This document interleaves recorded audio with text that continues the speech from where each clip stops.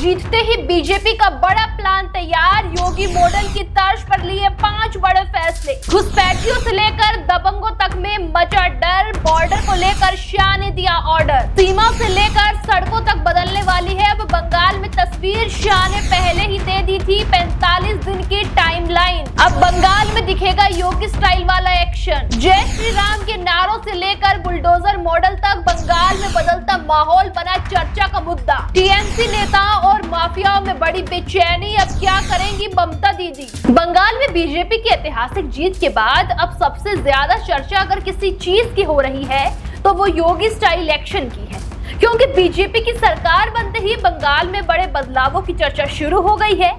चुनाव खत्म होने के बाद अब हर तरफ यही सवाल पूछा जा रहा है कि आखिर बीजेपी बंगाल में सबसे पहले क्या करेगी। और इसी बीच 5 बड़े फैसलों को लेकर ऐसी चर्चाएं तेज हुई है जिसने पूरे बंगाल की राजनीति का तापमान बढ़ा दिया है। बॉर्डर इलाकों से लेकर कोलकाता तक हलचल बढ़ चुकी है। दावा किया जा रहा है कि घुसपैठियों, अवैध नेटवर्क और दबंगों के खिलाफ बड़ा अभियान शुरू हो सकता है। दोस्तों, यही वजह है कि बंगाल में अभी से बेचैनी का माहौल दिखाई देने लगा है। दरअसल चुनाव प्रचार के दौरान बीजेपी नेताओं ने लगातार कानून व्यवस्था, घुसपैठ और राजनीतिक हिंसा को बड़ा मुद्दा बताया था।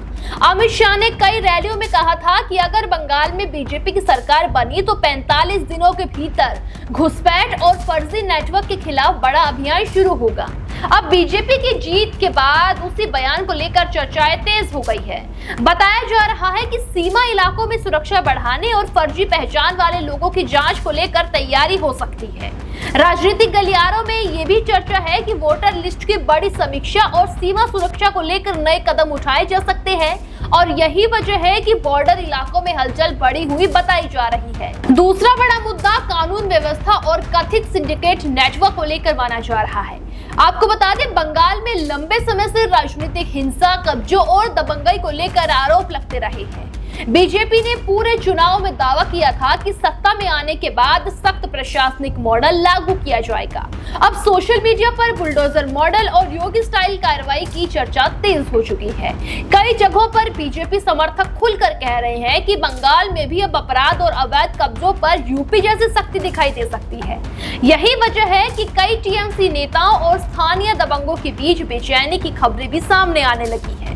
तीसरा बड़ा फोकस धार्मिक और सांस्कृतिक मुद्दों पर माना जा रहा है।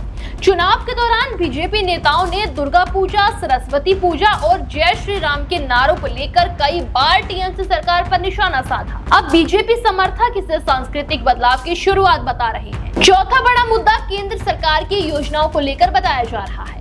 दरअसल बीजेपी लगातार आरोप लगाती रही है कि बंगाल में कई केंद्रीय योजनाएं पूरी तरह लागू नहीं हो पाई है।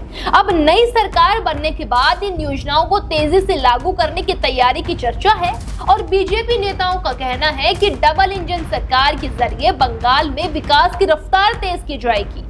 यही वजह है कि पार्टी अब बंगाल को सिर्फ राजनीतिक जीत नहीं बल्कि लंबे मिशन के तौर पर देख रही है। पांचवा और सबसे बड़ा मुद्दा मुख्यमंत्री चेहरे और प्रशासनिक मॉडल को लेकर है। दरअसल दिल्ली में लगातार बैठकों का दौर चल रहा है और बीजेपी नेतृत्व बंगाल के लिए ऐसा चेहरा चुनना चाहता है जो मजबूत प्रशासनिक संदेश दे सके। शुभेंदु अधिकारी, दिलीप घोष, शमिक भट्टाचार्य और कुछ महिला चेहरों को लेकर भी चर्चाएं तेज है। सोशल मीडिया पर लोग खुलकर कह रहे हैं कि बंगाल में अब योगी मॉडल जैसा सख्त प्रशासन चाहिए और यही वजह है कि मुख्यमंत्री चयन को भी बीजेपी के अगले बड़े संदेश के तौर पर देखा जा रहा है। फिलहाल बंगाल की राजनीति पूरी तरह से नए दौर में प्रवेश करती हुई नजर आ रही है। आपको बता दें, बीजेपी समर्थकों का दावा है कि अब राज्य में कानून व्यवस्था, सीमा सुरक्षा और प्रशासनिक सख्ती पर बड़ा फोकस होगा, तो वहीं विपक्ष इसे डर और ध्रुवीकरण की राजनीति बता रहा है। लेकिन इतना तय है कि बीजेपी की जीत के बाद बंगाल में माहौल तेजी से बदलता हुआ दिखाई दे रहा है। अब सबसे बड़ी नजर इस बात पर टिकी है कि मुख्यमंत्री कौन बनेगा और सरकार बनने के बाद सबसे पहला और बड़ा फैसला कौन सा होगा, क्योंकि बंगाल में अब सिर्फ सत्ता नहीं बदली बल्कि राजनीति का पूरा अंदाज बदलता हुआ दिखाई दे रहा है।